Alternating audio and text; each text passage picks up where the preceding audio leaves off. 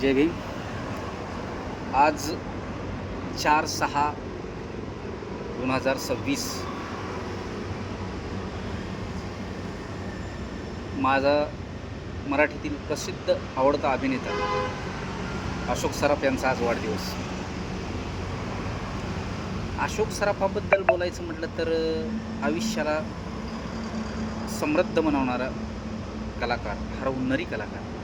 मी तर असं म्हणेल की ज्या माणसाला हसायचं आहे त्यांना अशोक सराफचे पिक्चर बघायचे. माझी लहानपणापासूनची ते आजपर्यंतची मराठीतील सगळ्यात आवडलेली कॉमेडी आणि बेस्ट अफलातून ॲक्टर जर म्हटलं तर मी अशोक सराफांचं नाव घेतो. अशोक सराफांकडं पाहिल्यानंतर आणि त्यांच्या पिक्चरकडं बघितल्यानंतर मी हे ठामपणे सांगू शकतो, कितीही दुःखाचा प्रसंग असला आणि त्या ठिकाणी जर मला अशोक सराफांचा पिक्चर किंवा डायलॉग ऐकू आला तर मी हसल्याशिवाय राहणार.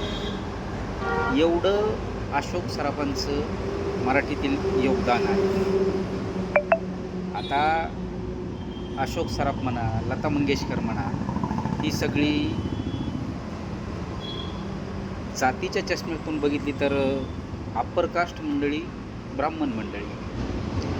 आमच्या समाजाचा जरा थोडा राग आहे या समाजाप्रती की आमच्याशी जो भेदभाव झाला त्याला कारण आहे हा समाज म्हणून. पण अशोक सराफ आणि लता मंगेशकर यांची गाणी यांचा मी कधीच भेद केला नाही. मी फक्त यांच्या गाण्याची क्वालिटी आणि अशोक सराफांची अदाकारीची क्वालिटी याचीच किंमत केली.